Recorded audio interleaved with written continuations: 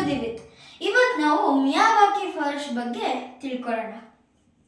Miyawaki ಅಂದ್ರೆ ಕಾಡ್ ಬೆಳೆಸೋ ಒಂದು ಮೆಥಡ್.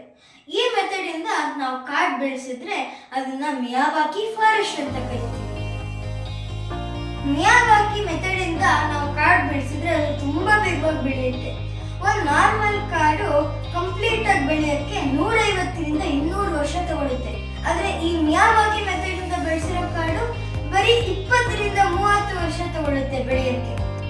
ಹಾಗಿದ್ರೆ ಈ ಮಿಯಾವಾಕಿ ಮೆಥಡ್ ನ ಯಾರು ಕಂಡುಹಿಡಿದ್ರು ಅಂತ ಗೊತ್ತಾ? ಈ ಮಿಯಾವಾಕಿ ಮೆಥಡ್ ನ ಕಂಡುಹಿಡಿದಿದ್ದು ಜಾಪನೀಸ್ ಬೋಟ್ನಿಕ್ ಅಕಿರಾ ಮಿಯಾವಾಕಿ. ಈ ಮಿಯಾವಾಕಿ ಮೆಥಡ್ ಇಂದ ಯಾರು ಈ ಕಾಡನ್ನ ಬೆಳೆದಿದ್ದಾರೆ ಗೊತ್ತಾ? ಈ ಮಿಯಾವಾಕಿ ಮೆಥಡ್ ಯೂಸ್ ಮಾಡಿಕೊಂಡು ನಮ್ಮ ಬೆಂಗಳೂರಲ್ಲಿರೋ ಟೊಯೋಟೋ ಕಿರ್ಲೋಸ್ಕರ್ ಕಂಪನಿಯವರು ಮಿಯಾವಾಕಿ ಫಾರೆಸ್ಟ್ ನ ಬೆಳೆಸಿದ್ದಾರೆ. ಇತ್ತೀಚಿನ ದಿನಗಳಲ್ಲಿ ಗ್ಲೋಬಲ್ ವಾರ್ಮಿಂಗ್ ತುಂಬಾ ಜಾಸ್ತಿ ಆಗ್ತಿದೆ.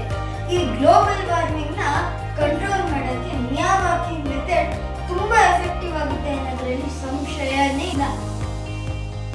ಹೇಳೋದೇನಂದ್ರೆ ಕೆಲವ್ರ ಹತ್ರ ಎಕರೆ ಜಾಗ ಇರುತ್ತೆ, ಆದ್ರೆ ಬೆಳೆಯಂತೂ ಬೆಳೆಯಕ್ ಆಗ್ತಿರಲ್ಲ. ಅಂತ ಜಾಗದಲ್ಲಿ ಈ ಮಿಯಾವಾಕಿ ಫಾರೆಸ್ಟ್ ನ ಬೆಳೆಸಬಹುದು. ಇದರಿಂದ ನಮ್ಮ ಪರಿಸರ ರಕ್ಷಣೆ ಆಗುತ್ತಲ್ವಾ?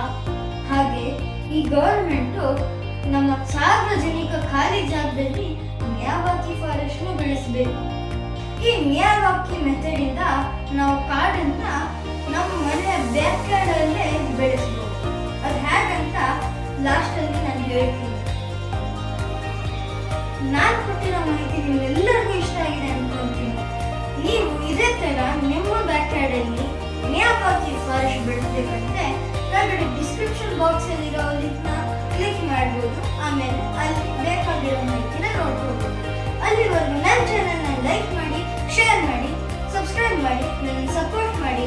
ಹೀಗೆ ಬೇರೆ ಮಾಹಿತಿಯೊಂದಿಗೆ ನಾನು ಸಿಗ್ತೀನಿ ನಿಮಗೆ ನೆಕ್ಸ್ಟ್ ವಿಡಿಯೋದಲ್ಲಿ. ಅಲ್ಲಿವರೆಗೂ